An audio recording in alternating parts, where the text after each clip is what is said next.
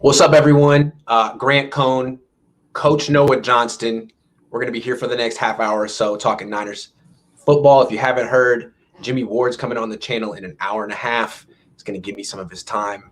Very gracious. Hopefully he doesn't see some of the tweets I fired off about him last year because they were all wrong. Jimmy, I just want you to know that I was wrong and you were right and you're good looking and I'm not attractive. So as long as we've got that on the table, we can talk about other stuff for now. We're going to talk about Jimmy Ward a little later. But for now, I want to talk quarterback stuff, not Trey Lance, but I want to talk about Kyle Shanahan in particular, the evolution of Kyle Shanahan. It seems to me, I don't know, you might disagree, and if you do, I'd be interested to hear your interpretation of how he's come from Kirk Cousins is my ideal quarterback or whatever to really an appreciation for someone who's nothing like Kirk Cousins, who's much more mobile than that. How do you see this 4-year evolution going? Or it's actually more than 4 years in the making. It's like 15. Well, I mean, isn't it the evolution in the NFL, though? I mean, that's true. It's just the evolution of football. It's like, yes. I mean, maybe Mac Jones, but like what quarterbacks are coming out that aren't – I mean, Mac Jones is a pocket passer, but like would he be a pocket passer 15 years ago? I mean, I think 15 years ago or 10 years ago, he might be considered a somewhat mobile quarterback. So I think it's part of the evolution of the game. I mean, time will tell how Shanahan perceives it. I mean, especially how quick, if he gives Jimmy the boot and wants to insert Trey Lance and the things that he could or possibly might do with Trey Lance. I mean, those are the things that are going to tell you, more so like how has Kyle evolved. Is he gonna? It doesn't seem. Is he going to try to pigeonhole Trey Lance into his offense? I don't think so. From some of the things that he's mentioned. I mean, I guess even the interview with John Lynch when he was talking about how Kyle was on the plane drawing. They were going to Justin Fields, right? And he was drawing up plays for Trey Lance. Right. So I think it's probably just the evolution of the game. Maybe Kyle's taking a little time to come around, and I think he probably wants it, but places a lot a premium on some of the things, where maybe more other coordinators or other coaches are willing to give more on some of the processing stuff. Kyle is not. So he wants you to be able to process just like a pocket passer and be able to do all those things, but then also be able to run the football. And if you can't do those other things first, he's not really interested in you as a passer. See, to me, it shows growth in the sense that I feel like he sees offense more from a defensive perspective now. Because I know that Robert Saleh has had this epiphany. Like it's tough to go against Drew Brees, but Saleh can handle quarterbacks like that. He's shown that he can. The guys that he's always had trouble with are guys who can break out of the pocket and create like backyard football. It's very hard to handle quarterbacks like that. I mean, the Niners had an excellent defense last year, top 5. And it couldn't do anything against Josh Allen. Like, it wasn't on the field. It shouldn't have even showed up.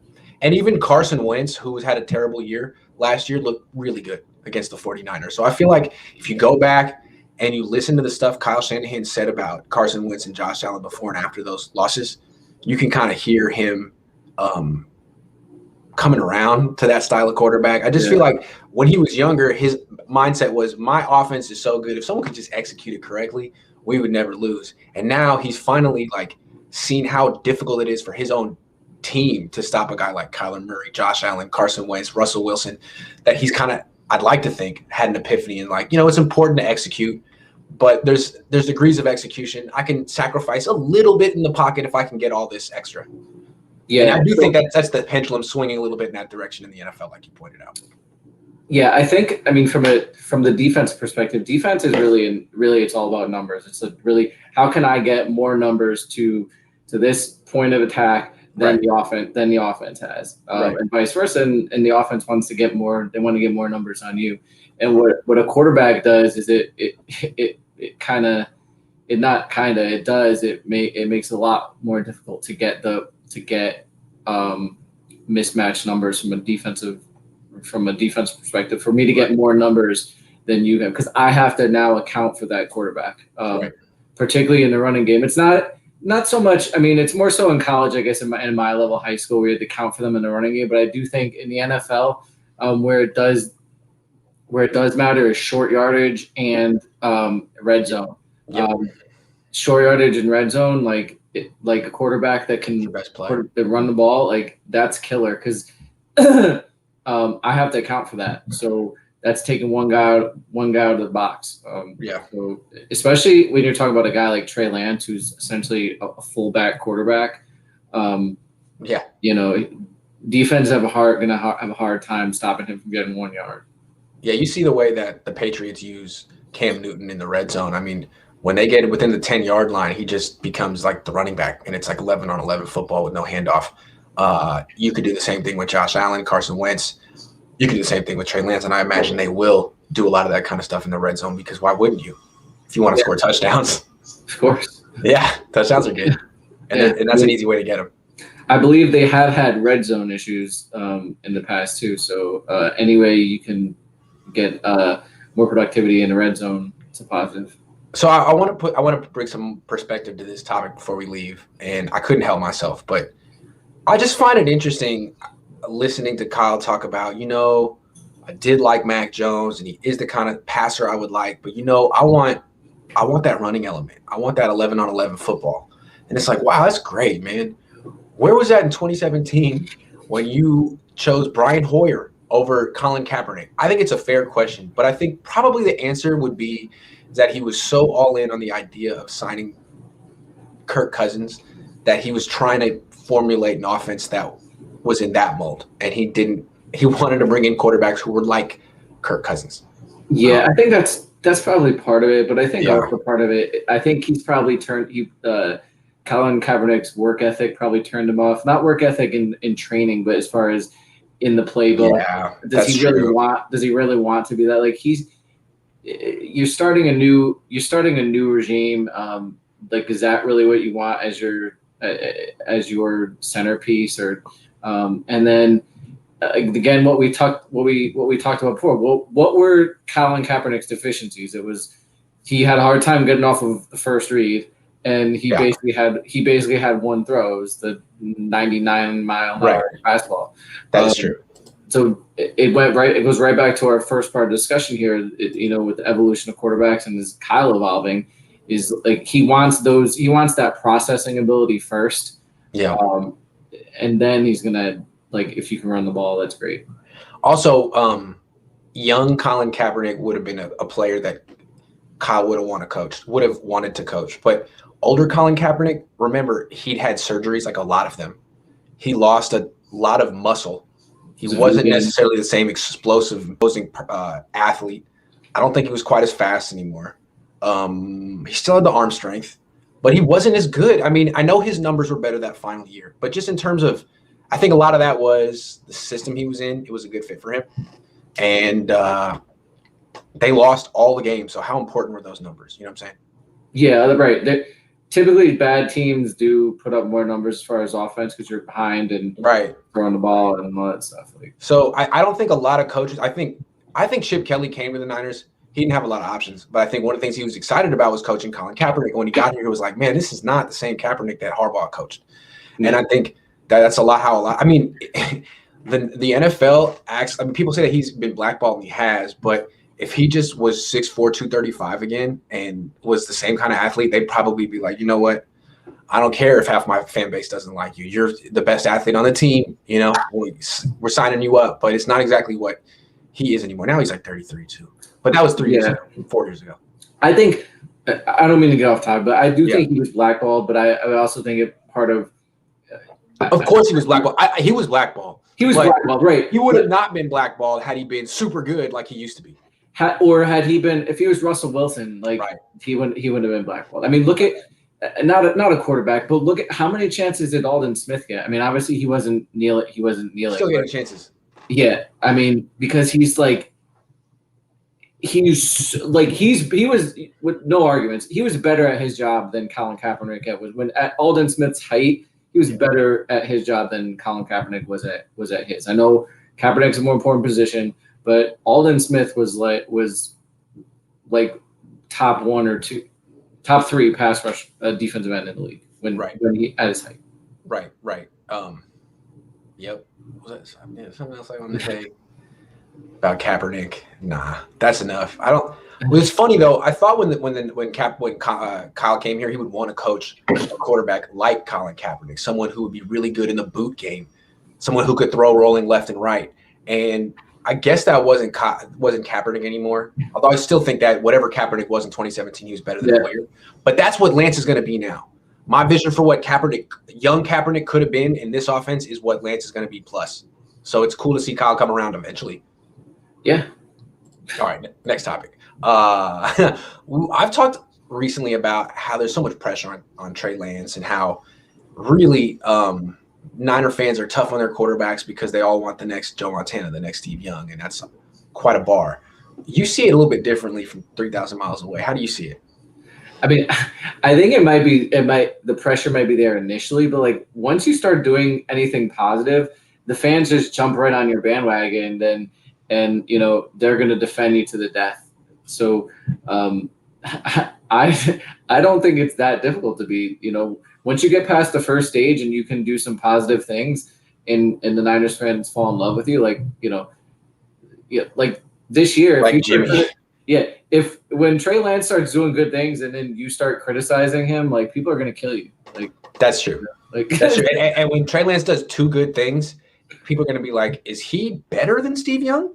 Yeah. I don't know. Yeah. Is he better? He might be better than Steve Young. Yeah. I mean, Joe Montana was great, but he couldn't do all of this. That's the kind of stuff people said about Kaepernick back then. Yeah. Joe was pretty good, but Kaepernick's probably Kaepernick? Yeah. Kaepernick's 6'4", 235. Sorry, bro. Yeah. He might just be the greatest quarterback of all time. That's what Ron Jaworski said after 8 starts or something like that. It was like, Ron. Yeah, Ron. Don't. So I see what you're saying. I mean, look at Jimmy Garoppolo too. All he needed was really after that first win in Chicago where they put up 15 points, it was over. He was the Christ child. He was the savior. He was Moses. He was all of those biblical references in one. And it seems like people were saying stuff like, is Jimmy already better than Aaron Rodgers? Can Jimmy be better than Tom Brady? Because Tom Brady can't. I don't know. It seems like, is there any quarterback you'd rather have in the league than Jimmy? Maybe Patrick Mahomes. But that you know? I mean, there was a guy on my Twitter when I responded to something. He was trying to tell me that Patrick Mahomes is overrated. 80 49ers? I don't remember who but yeah. Like, okay, buddy. Right. I'm gonna go about my day now. Thank you very much. Yeah.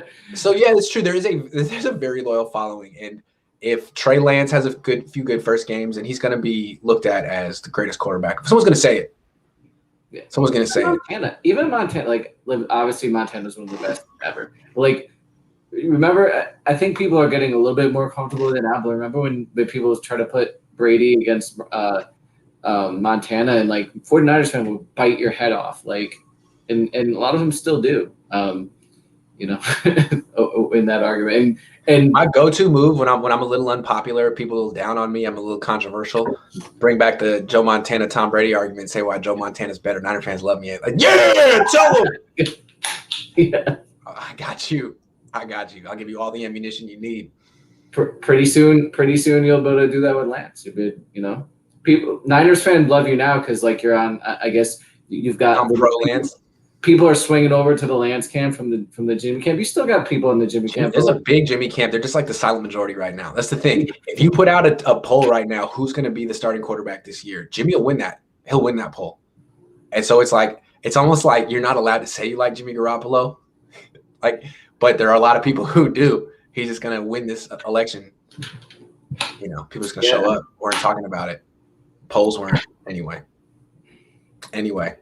So yeah, Trey, you have a legion of adoring fans just waiting to support you.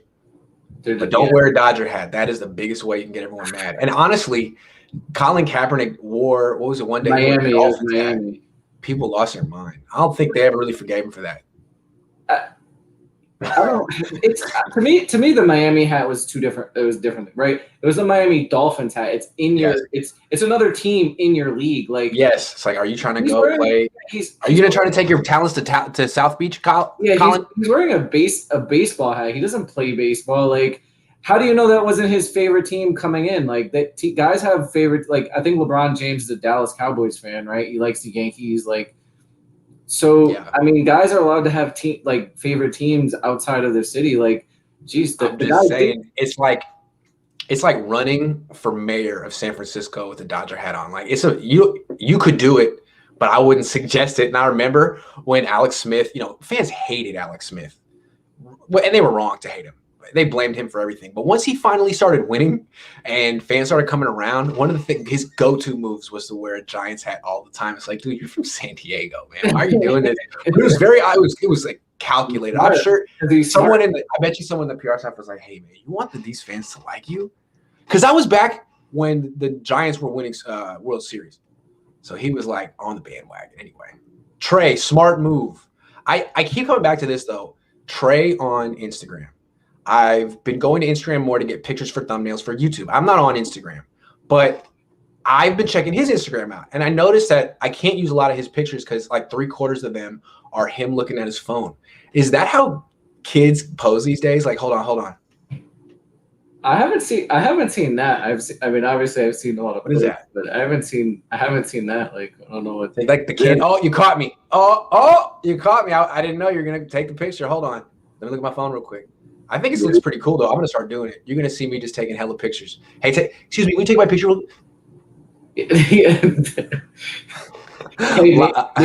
Maybe you didn't see his phone. Maybe his phone is like blinged out. I don't know. Yeah, it could be. The Ramelia Sports Report. I love that name. Says mobile quarterback nice. Not if you throw high over 15 yards. Yeah. Well, we'll see what he's got. I love how you have fans from other teams that come and watch your show. Hecklers. It's so awesome. The Rams heckler. There's a Jets guy. There's a Lions guy. And that's really what the chat is all about, is like those guys against the world. I think it's pretty funny. Yeah. Anyway. No, it's great.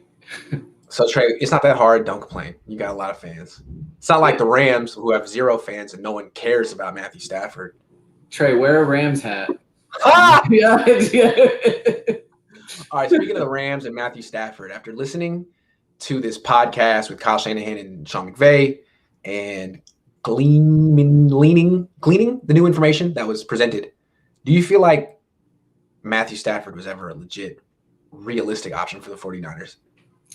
Not really. I see a lot of these things like, oh, well, what if we traded Jimmy Garoppolo in 2 firsts or whatever? We could have had Stafford. I mean, no, nobody wants Jimmy Garoppolo. He's not the same value as Jared Goff. And then how do you know? And then there's another argument like, oh, we wouldn't have to trade our first this year, or we won't have to trade 1 first. How do you know if I'm Detroit? And I see you have the 10th pick. Was it the 10th or the 12th pick? The 12th, right? The 12th. You have the 12th pick. I want that. Like, yes. If I'm giving you I want that. Like, yeah. That's what I'm forcing your hand. That's what I want, right? Yeah, it's sorry. So, yeah. So like. Also the thing. Let's come back to Goff real quick. Some Niner fans will object to you saying that Goff is a better player than Garoppolo, but again, the Rams paid the Lions to take Goff. The Rams are paying for Goff. The Rams, I like Goff counts like $5 million or something against the Lions cap this year, while he counts $25 million against the Rams. So the Rams are basically like, look, you take Goff, we'll pay. Just give us Stafford. So they said Goff and picks, right? We'll pay and give you picks. But I think it's that. But then it's also they know that Goff's going to probably play the entire of the season. So like they're gonna have you're gonna have a quarterback, okay, for at least for the season. Yeah. And like you said, he's not gonna eat up 20 million cap. Cheap for them. He's cheap. And there's a connection there. There's the guy in the front office, I can't remember his name, went over to be the GM of the GM of Detroit Lions. Oh yeah. And so there is a certain affinity for Goff, and when there may not be in for Jimmy.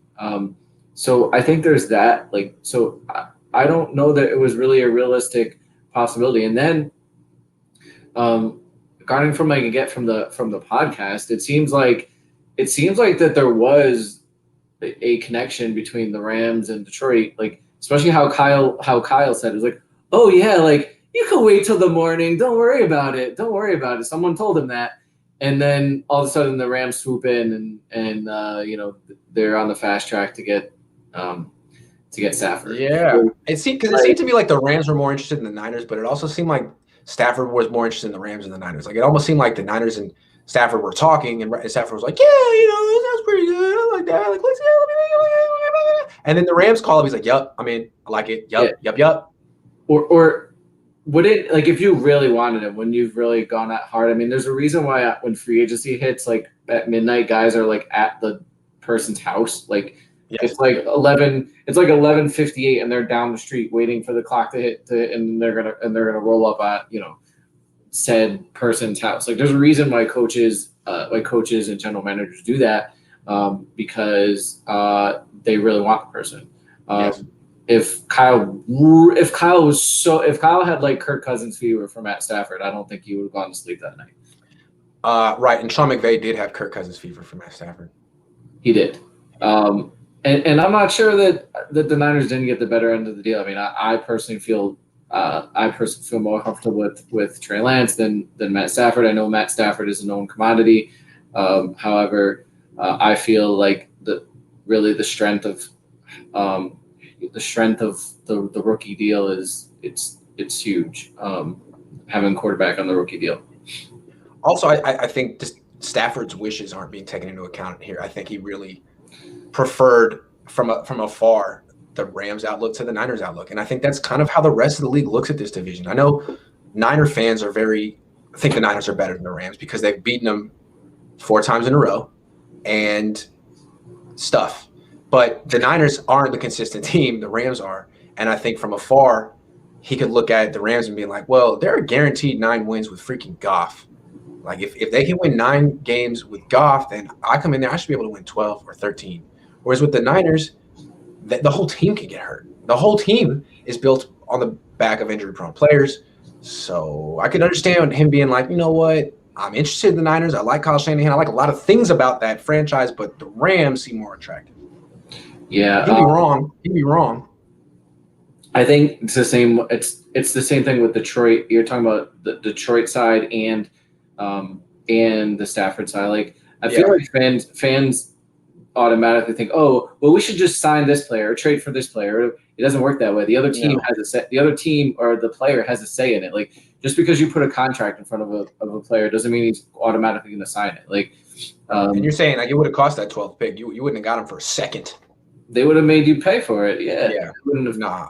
I think this is better. I mean, maybe it's good. It seems like it's good for the Rams because it's like that's kind of how they're building their team. But I think for the Niners, it's smarter to go get this young quarterback on a rookie deal. I just don't see like why every team doesn't try to do this. Yeah, and that's the thing I think some people are missing. Like Trey Lance doesn't have to be as good as Matt Stafford. No, because they can load the roster. Their roster can be the players they can put around them can be better than what put the Rams. Like you can use that extra money. Like you say, Stafford is a known commodity, Lance isn't. But you know what you could do is you could take that $20 million difference in salary, and then you can go get a known commodity in free agency. That's right. And fill up another. I mean, with $20 million, you can get a premium player. That's absolutely right. So I mean, I think the Rams are going to be really good. They might go to the NFC Championship, but I don't think they're going to win the Super Bowl like this. I don't think so. So I mean, good for the Rams that they were aggressive, but I think the Niners are probably right to let the Rams take this one. And I think it's going to work out better for the Niners. Because, again, the Niners are in a position where even though they gave up all these picks for Trey Lance, if he's good but not great, they can do this all over again. In 4 years, they could trade him. They could get another young quarterback on a rookie deal and just keep doing it. You know, they could.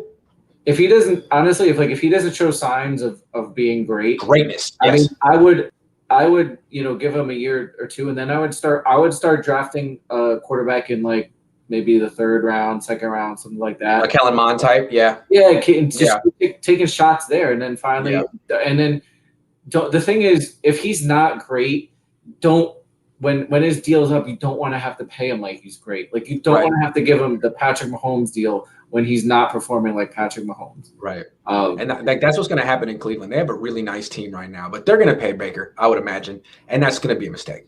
I'll tell you right now, it's going to be a mistake, and they don't see it, but trade him. Not good enough.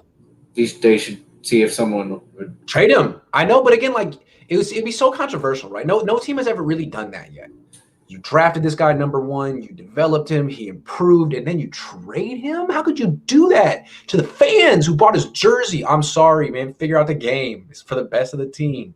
But that's why I go back to just draft. I would start drafting guys because that way you don't have that problem. If I hit, I'm one of those guys. I start drafting, and the fans are like, "Oh, you traded Trey Lance." Well, because True. I've got this Got a guy. But, Yeah. That's true. All right. Jimmy Ward, last topic before I go. And I'm so nervous, man. I just want this to work out. So I'm interviewing Jimmy Ward today. I just want to say he's a really cool guy. I called up his agent. I was trying to figure out, like, how do I get in touch with Jimmy Ward? He's not on Twitter. Yeah. Oh, call his agent. I work for Sports Illustrated. It shouldn't be that hard. So I call up the agent, and he answers the phone. Only agents. Do you answer random phone numbers that you don't know? Hell no. Agents do, though. I ring. He's like, hello. I'm like, hey, my name's Grant. Cover the 49ers, Sports Illustrated, YouTube, yada, yada, yada. Can I interview Jimmy? He's like, yeah, man, he's out of the country. But when he comes back, I'll ask him. And I figure, I'm never going to hear from Jimmy Garoppolo again. I mean, Jimmy Ward again. Yesterday, I get a text from the agent. Hey, Jimmy's back, and he's down to do the interview tomorrow. So God love the agent. God love Jimmy. They're like, yeah, let's do it. Yeah. So it's going to be awesome. I think Jimmy, he's a guy, from what I've seen in interviews, he has some energy. I'll be interested to see where he went internationally. Yeah, I want to know too. It seems like he's like the kind of guy who has a lot to say and hasn't really been given the platform to say it yet. So I hope I can just get him started. He can go the rest of the way. He's your first 49er active player, right? Yeah, I mean, I've interviewed a lot of players before, but not on YouTube. I interviewed. I did this with John Lynch on Periscope before I had a YouTube channel. We sat down and I put like I propped up a phone on a desk outside. It was very low tech. I was before we knew anything about Zoom or StreamYard and stuff like that. So this was cool. Shout out to Jimmy Ward too, because I mean, obviously you're on the Jimmy Ward boat now, but before you were critical of him. So it's a player you've been critical of, which is kind of cool too. Like just because you're critical of someone doesn't mean you can't talk to that person. That's true. Or like have a conversation and I mean, which is kind of cool of Jimmy, like to do that. I think it's very cool. I went back and looked at my tweets today. I searched the at Grant Cohn, Jimmy Ward. Oh my God, dude. I really had some bad tweets in there about Jimmy Ward that were just wrong. So what's cool is that he didn't hold a grudge, because most athletes do. I mean, he's very confident. I'm sure he's like, hey, if you want to be wrong, that's on you. You can be wrong. Yeah. But also, like, so many people worked hard to show me the light, including Robert Saleh, Vish, those two big time. Vish and Robert Saleh, they like broke it down to me. Like Saleh would break it down to me privately. He's like, man, just ask me in a press conference. I'll explain it to you in a press conference. So those people really helped. And also, who helped? Jimmy Ward, playing really, really well the last 2 years. He really did play really well the last 2 years. And it took a little bit. Well, I think what threw me off was, like, they call him a free safety. He doesn't necessarily have a lot of production from that spot. But if you think of him as like a do-everything DB who can play man-to-man coverage like a strong safety or like a nickelback, then all of a sudden you're like, yeah, that's true. Like, how many safeties can do that? Yeah. I remember when I had a corner, and I was a man-to-man defense that year, and I put this corner typically on the team's best receiver, and I had to fight to get this kid to go to All-State because he didn't have great stats, he didn't have a bunch of picks or number. We were like, listen, we're a man-to-man defense, and these are the stats that of the players that we put him on, and he shuts them down. It's not, you can't always look at, is this player, especially DBs. It's true. Are they getting picks, or it's are they doing what you asked them to do? Yeah. So, and Jimmy Ward, he's perfect case of that. He does what he's asked to do and does it well. That's true, and that's why he's doing a good job now of promoting himself. He doesn't have the traditional stats, but the coverage stats, the yards against, I'm sure he does great in that metric, and he's trying to alert people to the fact that that's his jam. So I'm glad that he's putting it out there. Yeah, and I feel like when you a lot of these DBs, you kind of have to be your own promoter. Look at Richard Sherman. You got to tell people you're the greatest, like Muhammad Ali. Otherwise, people won't know it. And I think that's basically what happened with Jimmy Ward. Is he's just a normal person, and he's not a big self promoter. and a lot of people who don't know what they're talking about just got it wrong with him. So it's cool to see him kind of have like a late career, I don't know what you want to call it, but he's coming to his own later than most DBs do. And he's got the appreciation that he maybe deserved all along. And what a great platform for him to come on, right? Like the number one Niners platform or number one most viewed Niners platform. It's definitely going to be huge for me. I mean, God, my first player on this thing, but I hope that it's also good for him too, because again, only time he ever gets to talk is like 5 minutes at a time when people are like, hey, so what do you think of D'Amico Ryans, or what do you think of like the upcoming opponent? Not like, who are you? You know, can we talk about what you like to do, how you grew up, what you're thinking on a field? I mean, no, I don't think he's probably ever gotten that platform. I'm trying to think of this as kind of like a Joe Rogan experience, where you just sit down and let the guy get to know a guy. And supposedly he watches, right? Like he said he watched. You could be like, what? You could be like, what was your favorite? What about that one coach in New Jersey? What do you think of him? He's pretty good with the hat and the what do you? Anyway, I'm going to do it live too at 2:30. So if you guys want to put in questions, the super chat questions, and ask your own for Jimmy Ward, feel free. I'll have like a little 15-minute breaks where I interrupt my line of questioning and bring in yours. I figured it'd be cool to have it interactive, and I hope not to take up too much of Jimmy Ward's time. But if he wants to give me an hour, I'm going to take it. So we'll see what. Give him what he gives you, right? Absolutely. Hunter says, thoughts on Dante Johnson and where can you find this McVay podcast? Look for the Flying Coach podcast. That's what it's called. And then thoughts on Dante Johnson. Him and Jimmy Ward came in the same draft. How about that? He's an interesting story too. I mean, he's not a great player, but he is a guy who has created a full NFL career. Something to be proud of. It's not like, around for years in the league. And I mean, that's a productive career. Like, you're making money as a professional football player for years on a second, and I think he's on the third. Oh my goodness. Yeah. Like, that's a productive play. I mean, he doesn't have to, even if he's not starting, like, cheers to him. Like, that's great. Like, people don't understand, like, the backups on teams are like top athletes. Like, they're not like, they're not scrubs. Right. He's only a backup in the NFL. Like, this is one of the best athletes in the country. Yeah. Like, so, like, you got to give some of these guys their props. Like, just because they're a backup doesn't mean like they're like you said, a scrub. They're a premium athlete, and if they can get a second contract, like, more power to them, and that's awesome.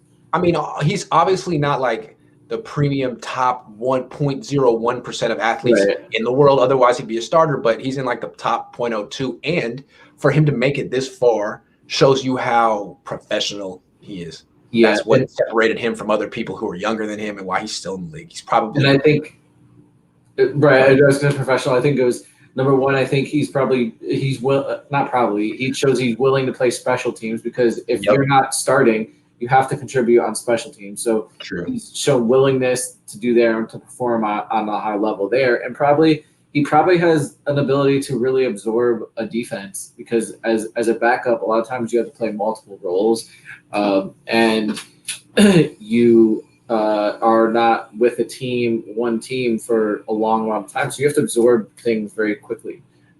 So I think that's probably plays a role with him as well. Also, if I'm not wrong, Dante Johnson went to NC State and was a safety and got drafted to play corner because he can't play safety. He can't hit hard enough. He's not a safety in the NFL, but he's 6'2". He runs a 4.4. He looks like a corner, but he's not a corner. He's a safety in college. He had the height, weight, speed to play corner. He's not a corner, and despite that, he's made a career for himself as a backup and a special teams guy. So that's commendable. Yeah. He's kind of a positionless player, but that's okay. Josh says, should teams help quarterbacks get endorsement deals instead of big extensions when the quarterback contract is up?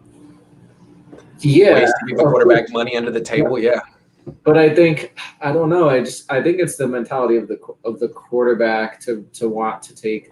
They can, of course, they're all going to get endorsements. I mean, if you're at a high level, you play at a high level. I mean, look at Kaepernick. Played well the first year he started playing well. He got the beats contract. True. That is true.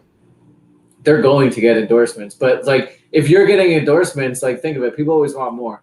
If I'm getting endorsements, I'm going to think, oh well, I can get this Nike contract, and I could get like this $100 million contract from the Niners too, and now I'll have $150 million, rather than thinking about it like, oh well, let me do $80 million and then do $100 million from that. Like, people always want more, but he have to.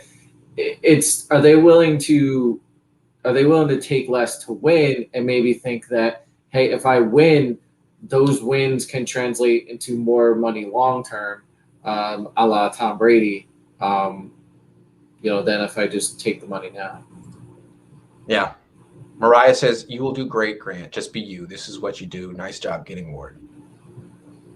I'm just glad. I get so nervous. I get really sweaty palms. And at the end of face-to-face interviews, you usually have to shake the guy's hand. And I really dread that. Because you know what I'm saying? Like, there's nothing worse than getting a real sweaty shake. You're like, oh, why don't you just leave that to yourself, buddy? Like, I wouldn't like that. So I'm like, I hope. But then it's like, no, you got to give the handshake. I feel like George Costanza. Yeah, how do you not give the handshake? He asked me, I couldn't give the handshake. You can pound it, like COVID pound it. Anyway, not a problem today. Thank goodness. Just get to be in the safety of my room. Anyway, that's our show for today. Yeah. I'm gonna go throw up or something. Jackhammer's going live in 5 minutes on his channel. He's gonna do some film breakdown of Trey Lance. Check that out. What were you saying though? Are you gonna put on the suit? Yeah, I'm gonna put on a suit. I'm gonna give the full experience for Jimmy Ward. I wouldn't want him to feel shortchanged. And this is a big moment. I want to be professional, because Jimmy Ward might have something. He might give me an earful. He might be like, haha, you thought this was gonna be all sweet, huh? I know what you said. I heard what you said.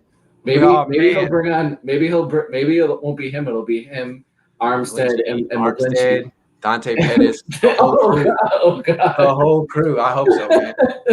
This could be an ambush. I don't know. I'm a little nervous, but I will. Whatever happens, I deserve it. So I'm looking forward to it. Hopefully, you guys are there too. It'll be in 50 minutes right here on my channel. Me and Jimmy Ward. Coach, thank you for helping me warm up. I feel like I was a little nervous today and probably was just babbling, but I had a good time. I like your shirt a lot. Oh, great thank shirt. You. Feed the bunnies, guys. Yeah, that's a nice shirt. I like that. All right, everyone. I'll see you in a little bit. Thanks, Coach. All right. Yep, you got it.